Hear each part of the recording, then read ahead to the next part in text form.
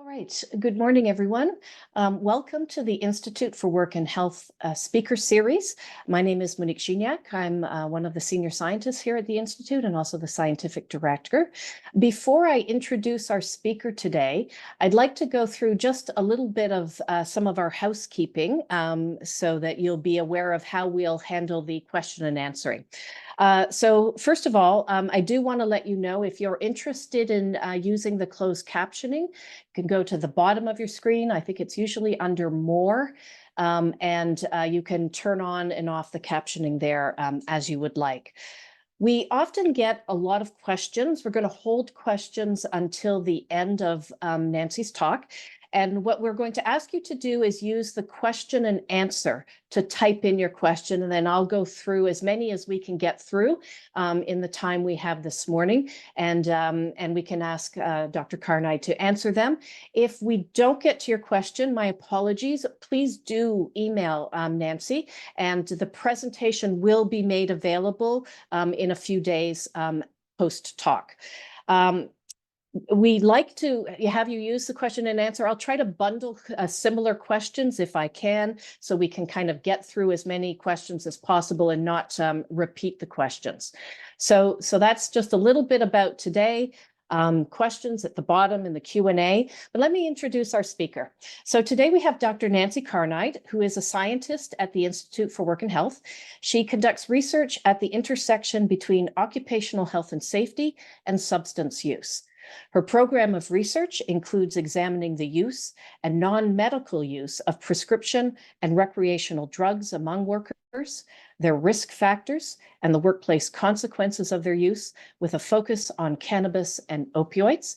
And we're delighted that she's here with us today. She's going to talk about cannabis use and perceptions among Canadian workers after legalization. Over to you, Nancy. Great, thanks, Monique. Sorry, just setting myself up here. So good morning, everyone, and thank you for being here today for this presentation. I'm going to tell you a little bit about some of the data that we've collected after legalization among a group of Canadian workers in terms of looking at their cannabis use patterns and perceptions after legalization. So I just want to start off by acknowledging the study research team and the funder of this work, the Canadian Institutes of Health Research. I'd also like to acknowledge our Stakeholder Advisory Committee, who provided important input on the earlier stages of the broader study for which the data in this presentation come from. So although I hope you will stay for the remainder of the presentation, I will start off with a sneak peek of the key findings. So in October 2018, Canada legalized cannabis for non-medical purposes. We surveyed workers from 2018, just before legalization, to 2021, 3 years after legalization. And our findings suggest that Canadian workers' perceptions of the risks of using cannabis before or at work remained fairly stable, though there was one small exception that I will take you through shortly. We also saw an increase in the proportion of workers reporting awareness of having a substance use policy in their workplace, but there was no change in workers reporting drug testing programs in their workplaces. And finally, while the prevalence of cannabis use, including daily use, has increased over time in this group of workers, workplace use has remained stable, with roughly 1 in 10 workers reporting the use of cannabis before or at work. So a little bit of background. So as many may know, Canada is not the only country to have changed their legislation on cannabis use, and it continues to evolve worldwide. In fact, this map is probably already outdated, but certainly we stand out in being one of the few to have legalized non-medical use at a federal level. But countries around the world have either legalized or decriminalized some form of cannabis, largely for medical use, but increasingly so for non-medical use as well. And in making these decisions on whether to relax the laws around cannabis use, many countries have been looking to Canada as an example for understanding what the potential impacts of legalization could be. And so there's been a flurry of data being collected and research being conducted here in Canada to try and understand what is and what is not changing since we've legalized cannabis in Canada. And so what has changed? Well, certainly one thing that has changed is accessibility to cannabis. So the number of legal cannabis stores in the last quarter of 2018 was less than 200. That's that very left-hand bar on the graph. But by the end of 2021, there were almost 3,000 stores legal stores across Canada, increasing slightly since then through the first quarter of 2023. And with that greater accessibility, perhaps not surprisingly, we've also seen that the prevalence of cannabis use has increased, particularly among working-aged adults. The findings related to daily use, which is a sort of proxy measure for intensity of use and can be associated with adverse health and social outcomes, have not yet shown a consistent pattern, at least through 2021, which is based on this review that I've put here. There's also been some data that's collected on cannabis impairment in motor vehicle accidents, but the findings there have also been mixed. So while survey data have generally reported decreases in self-reported cannabis use before driving since legalization, toxicological data from impaired driving cases and roadside surveys suggest that there has been an increase in the number of impaired drivers after legalization. So this is just sort of a snapshot or a little snippet of some of the things that have been collected. There's been other data that has been collected since legalization. But what you'll see here is an absence of workplace. So what do we actually know about the impacts in the workplace? Well, when it comes to workplace-specific data, there isn't very much of it out there. So there has been some data that's collected via the Canadian Cannabis Survey among workers. And there they found that there's been a steady but modest increase in the prevalence of overall use among workers since legalization, from 25% in 2018 to 31% in 2022. They also saw a decrease in the proportion of respondents who used cannabis in the past year, who also reported using cannabis to get high before work. Certainly, there's two caveats to these estimates.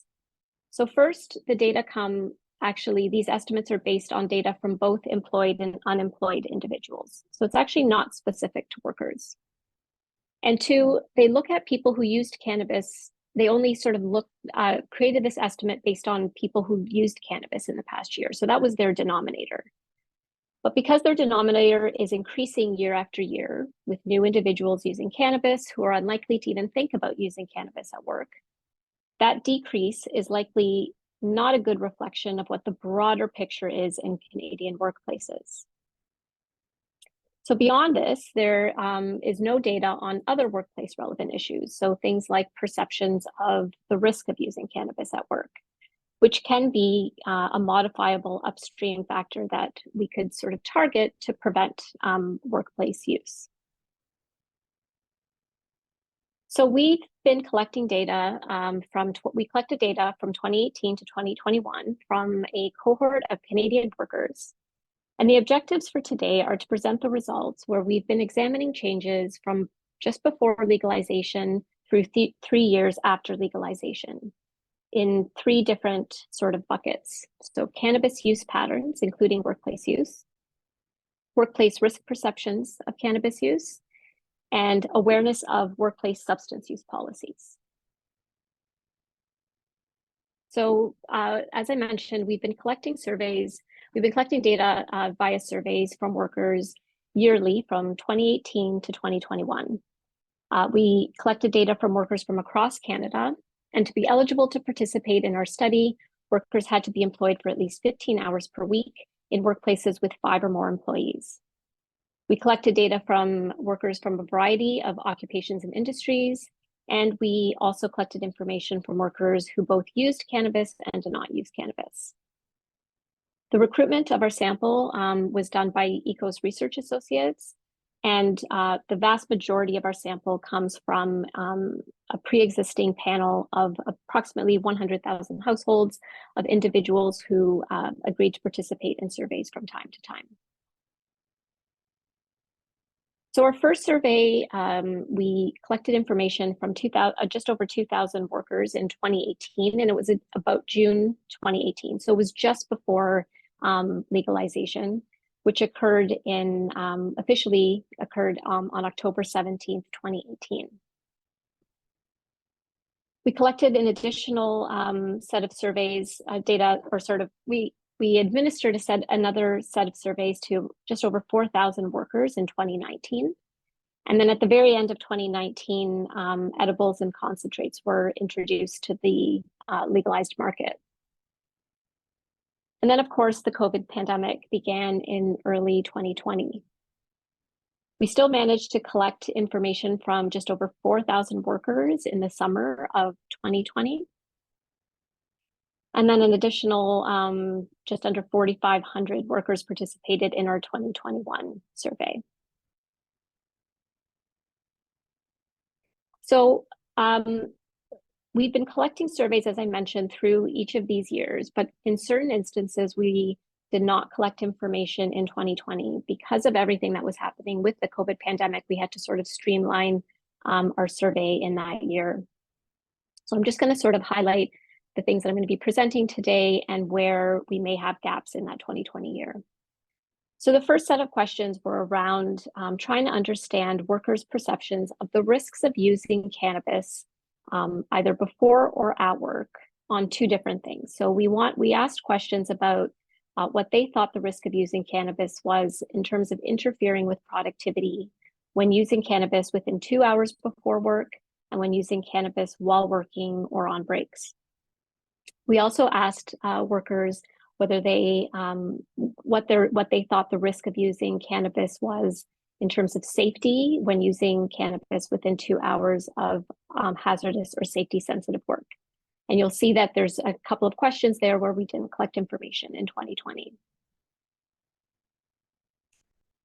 We also collected some information on workers' awareness of whether they had a substance use policy in their workplace and whether they had a drug testing program in their workplace, with the latter question not being asked in 2020.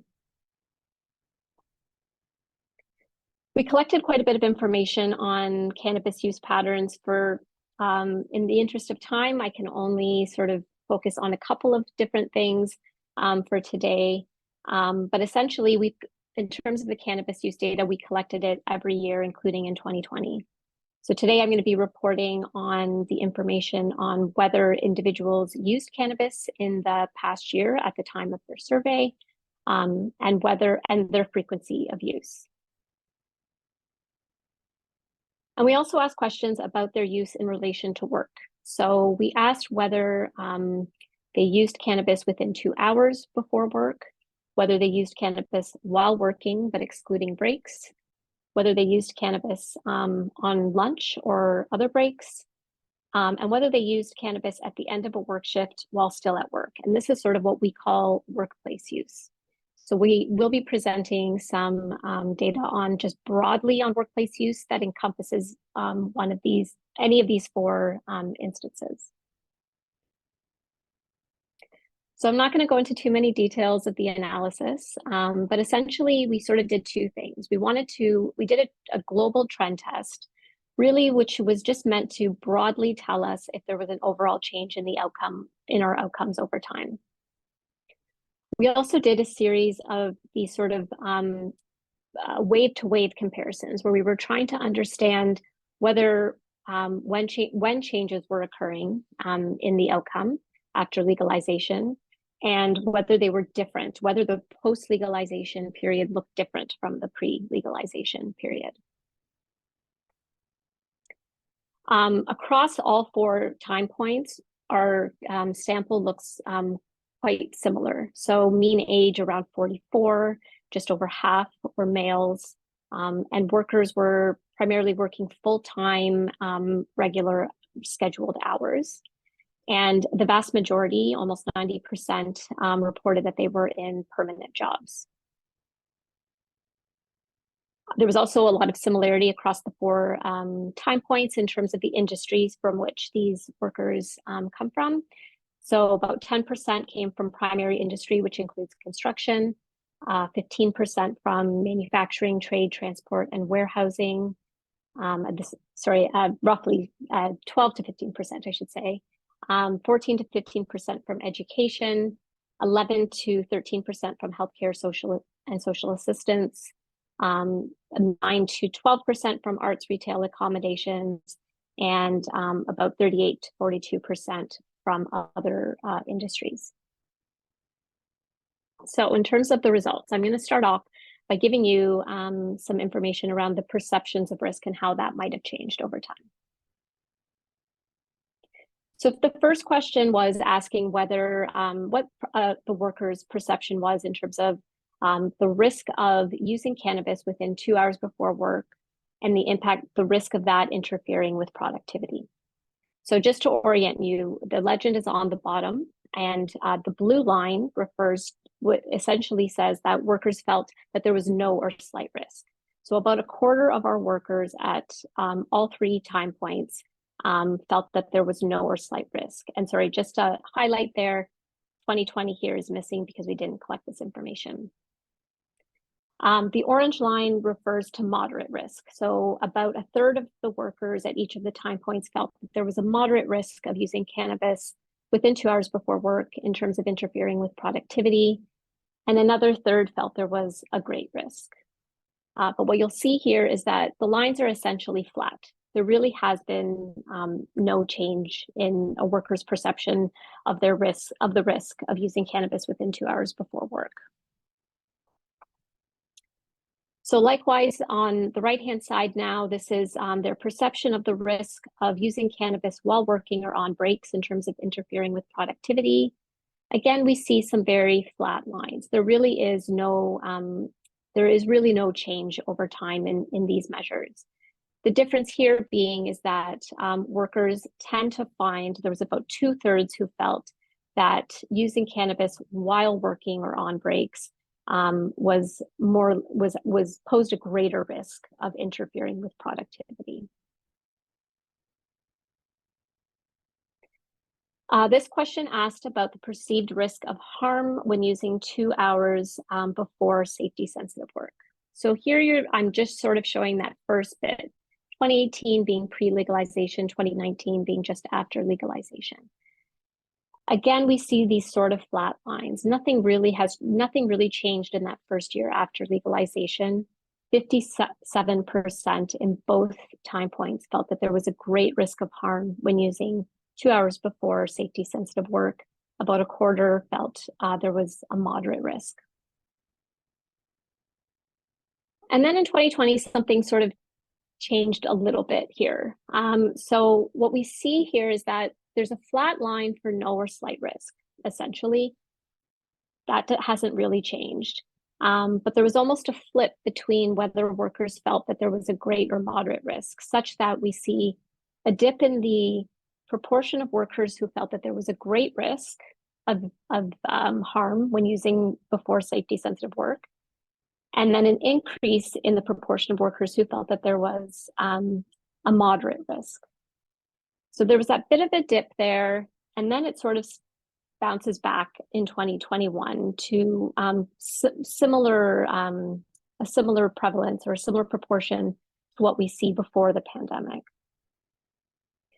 And when we compare the 2020 period to the pre-legalization, that is statistically significant change. Likewise, the 2021 estimates were also statistically significant compared to pre-legalization.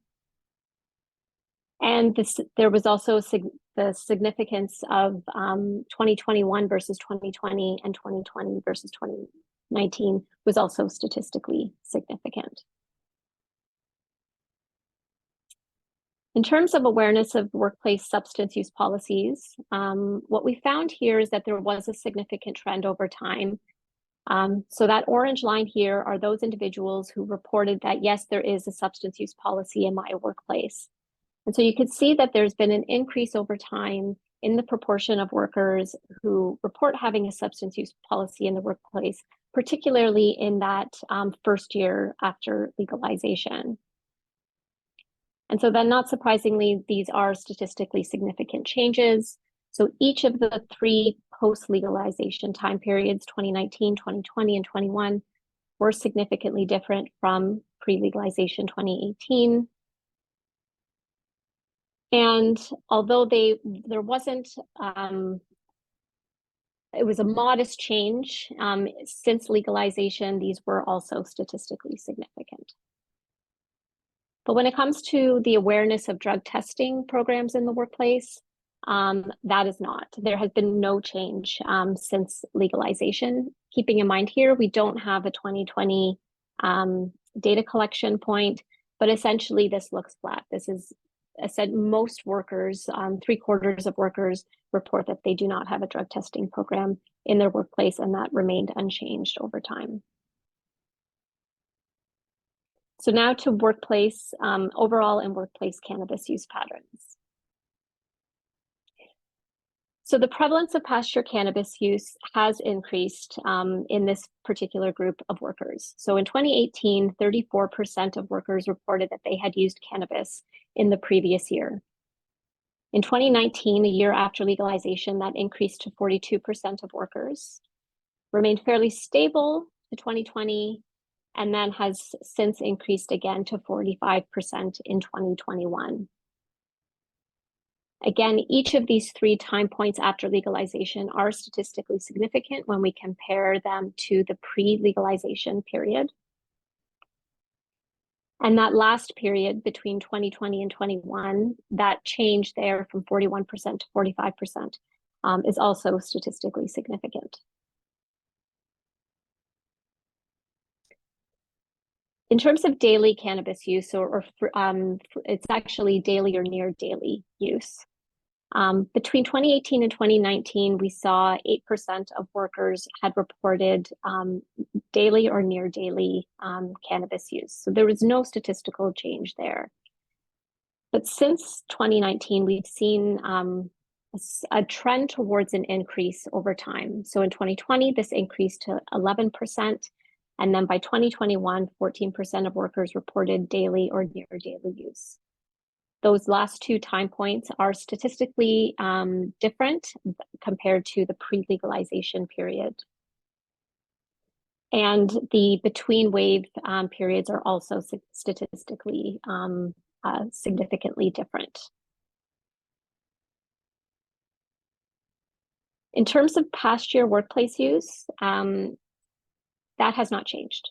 So there's no statistically significant difference across our four time points. And when we compared our three time points post-legalization to pre-legalization, there is no statistically significant difference. So it seems to hover roughly around the sort of 9 to 11% of all workers who report workplace use.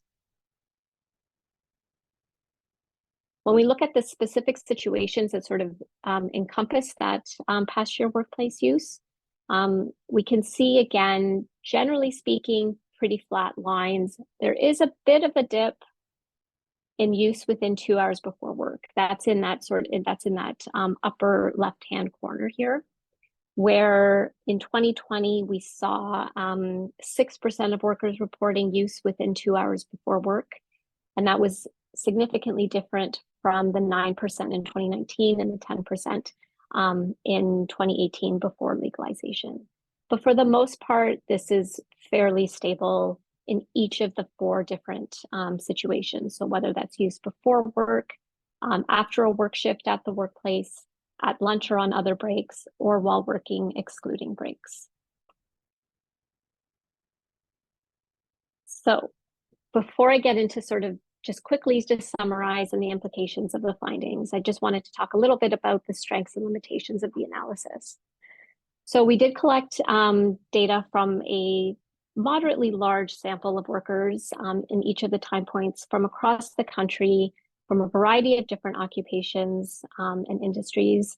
And there is not a lot of data being collected out there. So we're one of the only groups that have been able to sort of compare the pre to post legalization period. And not only did we collect information on cannabis use, but we also collected some information on modifiable factors. Today, I sort of talked a little bit about the perceptions of risk, as well as drug substance use policies and drug testing programs in the workplace. And we also controlled for a number of potential confounders in our comparisons. Where we have some limitations.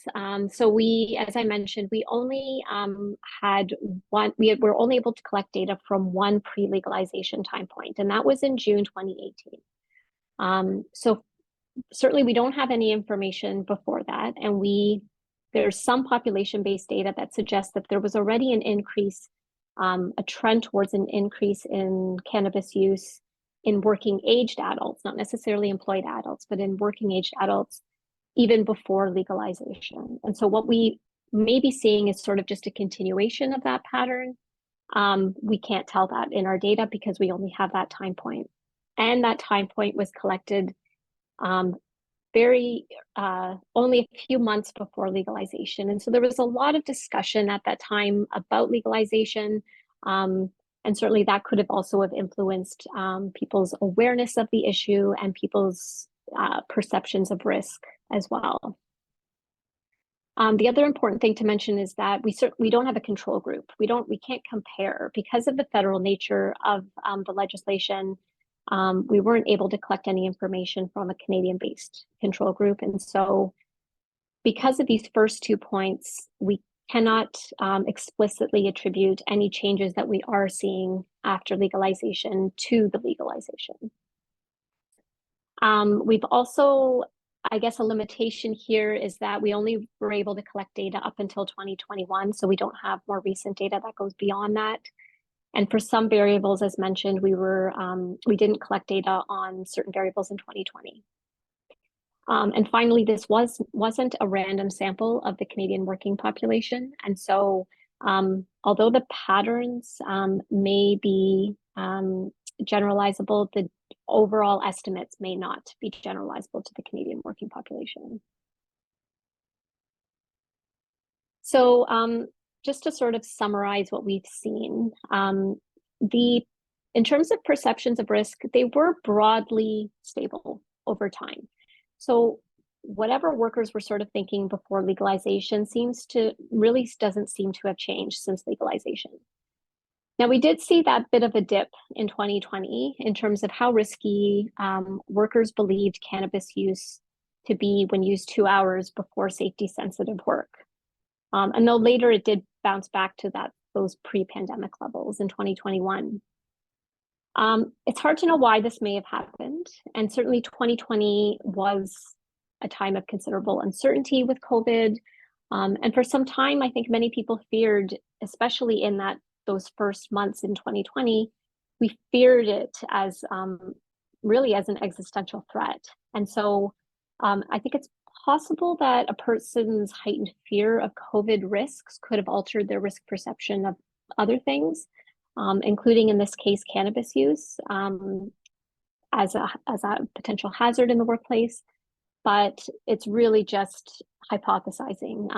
We have no data to confirm this, and nor do we have data to even compare to. In terms of awareness of workplace policies, we saw that more workers reported knowing that their workplace has a substance use policy, especially in that year after legalization. And that's not really surprising, given that was really the discourse prior to legalization, was really sort of trying to get employers to sort of get themselves ready for legalization. And there was always talk about getting themselves ready in terms of establishing policies and making sure their policies were in place before legalization. It seemed to be the one tangible thing that employers felt that they could do to try to mitigate any issues that could arise with legalization. So that's really not a surprising change. Also not surprising, there was no change in drug testing, the reporting of drug testing programs. There was no change in legislation that would have allowed anything different anyway. So we weren't anticipating that this would change. And then in terms of our cannabis use in this particular group of workers, we did see that they increasingly reported using cannabis after legalization. So the prevalence of cannabis, past year cannabis use increased, as well as daily and near daily use started to increase. And this is consistent with some of the data that, as I mentioned at the beginning, although we're not sure yet about daily or near daily use at a population level. But importantly, workplace use remained stable. So that really did not change through to 2021. So what I will say is that despite the broad stability in perceptions of risk and in workplace use, there does continue to be some potentially problematic overall patterns to sort of highlight. So 1 in 7 workers in our sample were using cannabis daily or near daily by the end of 2021. And we know that this could be concerning given that there's a relationship between more frequent use with adverse health outcomes, including cannabis use disorder, mental health problems, and neurocognitive effects. 1 in 7 workers also considered use before safety-sensitive work to pose no to little risk, or they didn't know about the risk. And 1 in 10 workers use cannabis before or at work, and that's not a trivial proportion. When you think about the fact that there's a potential role for workplace use in work-related injuries. So this was a paper that we actually published last year, where we looked at the risk of workplace injury in our sample in relation to workplace and non-workplace cannabis use. And what we found is that compared to no past year cannabis use, individuals who used cannabis before or at work had a 2-fold increased risk of experiencing a workplace injury, while individuals who used cannabis but didn't do so before or at work were at no increased risk of a workplace injury. So I think, again, despite the stability, I think this is reassuring findings, at least up through to 2021. But these problematic patterns seem to suggest that we may have continue to have knowledge gaps that we need to fill, and really with more proactive education of workers in Canada on cannabis use, particularly on the potential risks of workplace use. So with that, I will end my presentation. Thank you once again for attending, and I'm happy to take questions. Okay, thank you very much, Nancy. That's very interesting. We do have a few questions already. If others are interested in asking questions, please type them in the Q&A, and I'll try to get through the questions in order and as many as we can. If we don't get to your question, please do feel free to reach out to Nancy and the team and have a dialogue with her directly. But let's get started, Nancy. So someone is interested in whether you can elaborate on the proportion of the workers who were sampled who might be in safety-sensitive occupations. Do you have any sense of what the actual jobs are that people are doing? Yeah, so I don't have that number off the top of my head, but I will roughly say that we did ask one question in our sample where we asked individuals if they conducted safety-sensitive or hazardous work tasks at least weekly. And we gave them a number of different examples. So it could include a lot of different things like working from heights, operating machinery, working with sort of electrical or fire, scalpel work, that sort of thing, a number of different examples.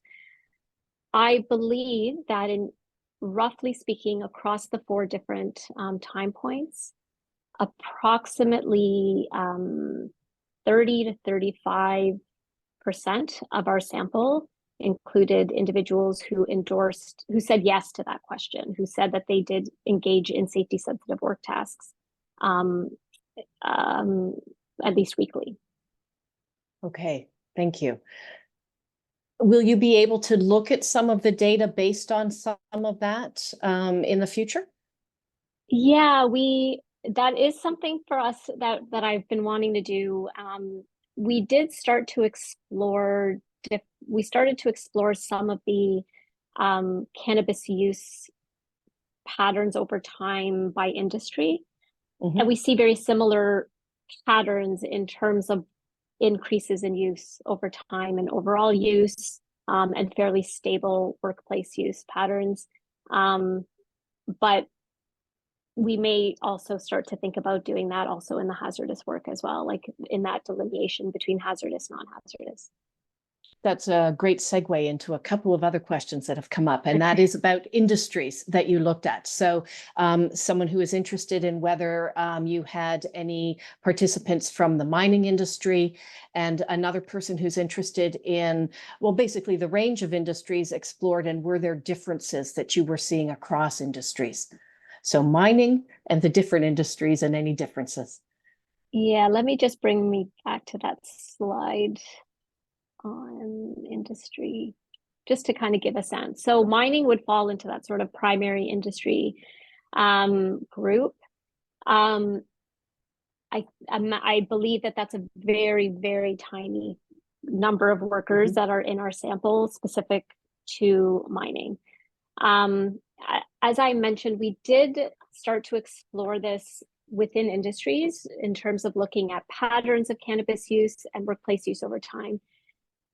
The issue that we run into, or the challenge that we run into is around the sample size, especially in that pre-legalization. So we have information from just over 2,000 workers, but when we start to break it down by industry, 10%, we're looking at 200 workers. So we just start to become a bit more challenged with the sample size. It's not to say that we can't do it. It's just that also our estimates start to become broader. But it is something that we're trying to also look further into. Okay. We have someone who is asking, I'm going to read the question. Why did you limit your questions to cannabis use within 2 hours when onset of effect and peak effect varies greatly between types of cannabis?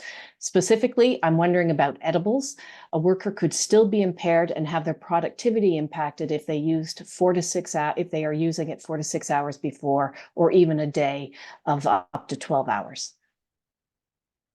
Very good question. I probably should have added that to the limitations, and that is always a limitation of our definition of workplace use. I 100% agree. Especially with edibles, we need to think about the fact that they do have longer lasting effects.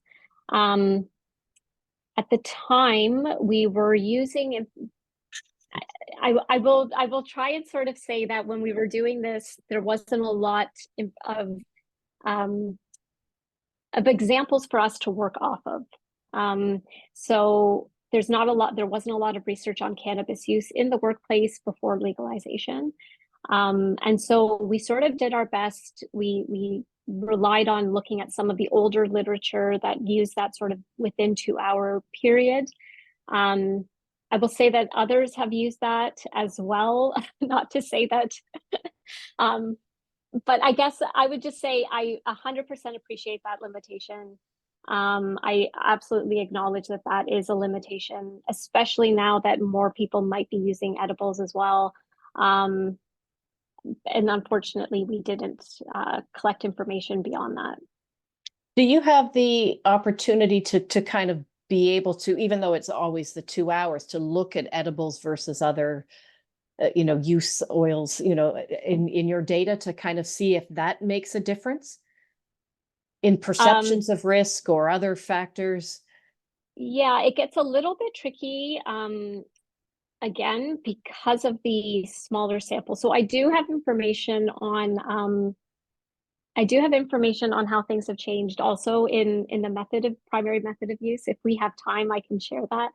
But most people in our sample were using inhalation methods, whether that be smoking or vaping. So it starts to get, again, a bit tricky in terms of our sample size for some of those other other groups. Okay, thank you. Someone is asking whether are any analyses of perception of risks among users versus non-users. Yeah, I thought I'd also get that question. We did look at that as well. There was only so much time to sort of present information here. What I will say is that broadly speaking, it's similar patterns in the two different groups.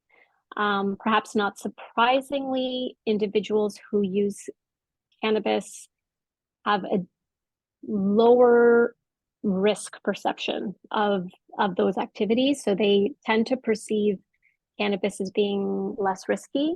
That's sort of consistent across the 4 time points, but this, generally speaking, what we see at the overall level, we're seeing within those two groups as well. Okay. Do you think that should change? Does that have an impact on then employer training and awareness programs, that they need to kind of have different messages or do something differently about their messaging? Yeah, I mean, it's a good point. I think, well, I think what I would say is that given the patterns that we're seeing with more people using cannabis, I think we just need to educate all workers at this point, and really try to have them understand the basics about cannabis and the potential risks of using cannabis in close proximity to work. And to the other person's point, the differences between things like the effects that edibles can have versus some of the inhalation methods. Okay, thank you. We have a question. Someone's asking, or someone's saying, the increase of daily use from 8% to 14% is very concerning. Did you measure anything about perceptions of risk of daily use to personal health? We didn't. And we didn't, and I know that data is being collected elsewhere. I believe in the Canadian Cannabis Survey, they do ask about information like that. Our focus of our study was really trying to understand workers' perceptions about issues that affected the workplace. But now, of course, looking at some of this data, it would have been interesting to see how workers generally perceive the impacts of use and especially frequent use on other outcomes beyond workplace. Okay, thank you. I'm going to ask you a question about legislation. You may not know the answer. It's not directly your study, but do companies have the right to ask for urine samples before hiring? And does the employee have the right to privacy while providing a urine sample? Do you know? I do not. I don't want to answer that question because I have thoughts of what I think is the right answer, but it's not my area of expertise in terms of knowing some of those logistics around the legislation of drug testing in Canada. Yeah, so I don't know either. My sense is that there needs to be a direct link to the job tasks themselves, which may be your sense as well. But also, yeah, I'm not familiar, so I was interested if you knew as well. So sorry, I know a bit more about the random drug testing. I know that there's a lot more restrictions on that in Canada, but the pre-employment drug testing, I'm not as familiar with. I need to make note of that. A question about gender. Was there a fairly even split in gender in your sample? And are there any patterns of use or perceptions or industry splits by gender? Anything that you've looked at around gender that you can tell us about? Yeah, so here you'll see that across the 4 time points, it was pretty evenly split. So just over half were males, but barely over half. We did look again. It was just sort of a time issue in this presentation. We did explore how some of these things look among men versus among women. And again, we see very similar patterns. So while men tend to use cannabis more than women, or tend to report using cannabis more than women, the patterns over time since legalization have essentially, they mirror each other. They tend to be very similar among men and women. Okay. So this is a longer question. Things are fairly stable, as you noted. Do you think these trends are going to stay the same in the future, or are there changes? So we're now, looking at different types of cannabis use, and we're able to look at that. There's much more research on, the different types of cannabinoids in products. Do you think that in future these factors will be captured more in research? We'll be able to tease things apart? Do you think things will change? Yeah, so I guess in terms of whether things will change, I mean, we already see that in some of these. So, for example, we're seeing in daily use, we sort of, I try to find that. Well, in prevalence of use, we see that it's sort of on that a trending upwards. We see very similar with daily use. It's sort of trending upwards. I look at that and I think I wish we had collected more data after, because we just don't know whether that's going to a continuing effect. And to this person's point, I think I feel like I'm going to just show the information even on the type. Sorry, I'm just going to pull up another slide here. Sort of on the method of use. So to their point, what we were seeing in our data, I just didn't think I'd have enough time to present this. I hope, Monique, I can have like just a minute sure. to present this. So we did look at changes over time and what the workers said was their primary method of use. And so I'm going to sort of take you through bit by bit. As I mentioned, the most were saying inhalation methods. So in 2018, we had 65% who said that they were using smoking as their primary method, down to 49% in 2021. Vaping has increased over time, so from 13% in 2018 to 18% in 2021. Edibles have also been increasing, and so that, to this individual's point, I think that is an important thing to consider, is that the individuals who are now using cannabis may not be the people that are going to turn to smoking. They're going to be maybe the ones that are going to want to try things that are going to potentially harm their lungs, for example. So they may want to try the gummies. They may want to try these sort of other types of products. And we're seeing that here, that workers are increasingly using other forms of cannabis. We also see, this is a very hard to tell, this last line is this other sort of group, which was 6% in 2018, 13% in 2021. Most of that group are the sort of the oils, the tinctures, the capsules.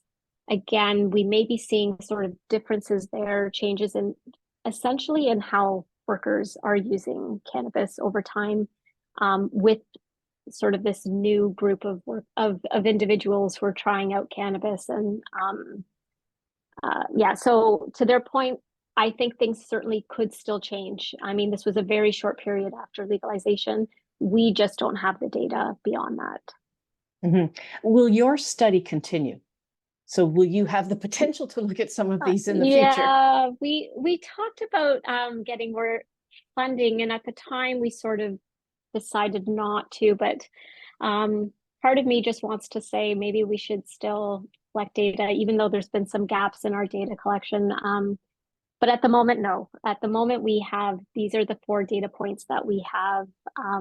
And so we won't be collecting data. We haven't been collecting data beyond that point. Okay. Do you know if employers are talking about cannabis use in their training of workers? Did you ask any information about that? Do you know of other studies that are looking at that? No, we did have a question, although I think we only asked it in one time period, where we were asking about workers' exposure to like any education in their workplace about cannabis. And I believe it was a pretty low number.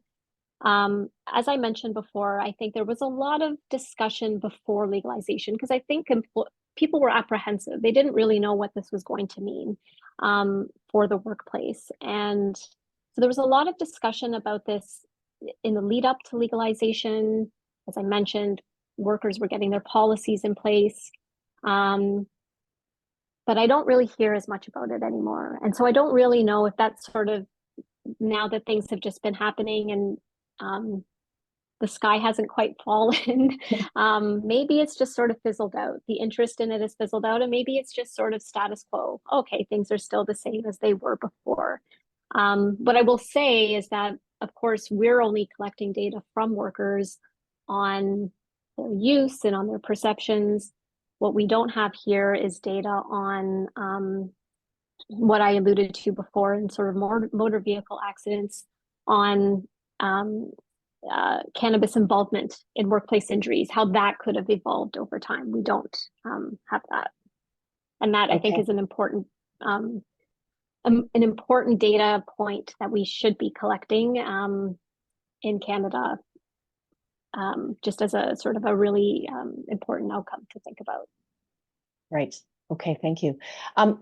Someone's asking about whether you have data from this study or another study on what the specific perceived risks are that people think might be associated with consuming cannabis. So, for example, do people believe that the risk is associated with a lower reaction time or heat sensitivity or something else? Do you know what people who say there are risks are thinking? Very good question. We did collect some data on, and I am blanking a little bit on, I think we only collected it in the first one, maybe two surveyed data collection points on what workers, their expectancies of effect of cannabis would be. So, example being what they thought in terms of the reaction time, the effects of cannabis on concentration. There was a number of different things that we collected, but we didn't collect it at every single time point. But I think this is all sort of just making me think I just need to delve a little bit more into those workers who don't think that there's much of a risk. Trying to better understand who that group of workers really is. And so that I'm glad that this person has mentioned this, because I think we do have some information that we might be able to look at, not in the context of changes over time since legalization, but just to broadly understand who that group might be. Right. Okay. Another question, this is sort of also has some implications for methods in general in your area. Someone is asking whether you think it might be possible that the trends increased after it was legalized simply due to people being honest about their use. And in fact, use hasn't maybe changed very much. Do you have some thoughts about that? I think that's likely a component of it. I think especially in that first, so if I go back again to my slides, in that very first period after legalization, where we did see that sort of push, that increase there, it certainly could have been just that people felt more comfortable disclosing that information now that it was legal. So I definitely think that that's a component. I don't know if that's really what would explain, for example, going from 41% in 2020 to 45% in 2021. Certainly, we could be also seeing less stigma associated with cannabis use. So that, again, could also be contributing to disclosure of that information over time. But even in 2018, I think because we did that data collection point just before legalization, when people were really already talking about it, it was about to happen. The legislation had already passed. It was just making it official. I think people were probably already being pretty honest about it in 2018, to be honest. And I will also say that we didn't collect this information. It wasn't that we, you know, it was sort of done, most of the surveys were done online. So people, they didn't have to, they weren't, I think phone interviews they may have been more like unlikely to disclose, but most of our interviews were done online. So people probably, I don't know. I think it's a component, but I don't know if that would exactly explain this entirely. Okay. Do you have data on what percent of the daily users were using medical cannabis versus recreational? I'm going to get that in terms of the daily use. I do have another graph that I can just really quickly, but it doesn't exactly answer this question. We did look at purpose of use. So we looked at people who said that they used solely for non-medical purposes, which is that top green line. For medical purposes solely, which is that bottom orange line, and for both medical and non-medical purposes, which is that middle blue line. We actually see, so while we're seeing an increase in daily use, we're seeing a slight decline in people, or maybe a stabilized for medical purposes only. So I don't know if that would really explain it, but we didn't look at it exactly. We didn't look specifically among the daily users to see what their purpose of use was. And it's an important point, something that we probably should take a look at. Do you know of other research that's been looking kind of at purpose of use and perceptions of risk, qualitative research? Are you doing anything that's sort of similar in that area? In a workplace context, I don't know. I don't know a lot other than we've been looking at some work in among workers' compensation claimants in a separate study looking at therapeutic use of cannabis. We published a paper on that last year and doing some qualitative work as well. But I don't know specifically about, from a workplace perspective, from among workers, other individuals that are doing that kind of work. Okay, I notice we are right at sort of 2 minutes before we're finishing up. My apologies. We had a few more questions, including a question about using the research and sharing the research with others. So I would ask you if you had other questions for Nancy, if you could get in touch with her, and we will share all the questions that we have with you, Nancy. And so you'll see the some questions that we didn't get to today. I want to thank you for the presentation. Very interesting, and lots of good comments about the work and how interesting it is and what it means. So keep doing this type of research. And I want to thank all of you for joining us today.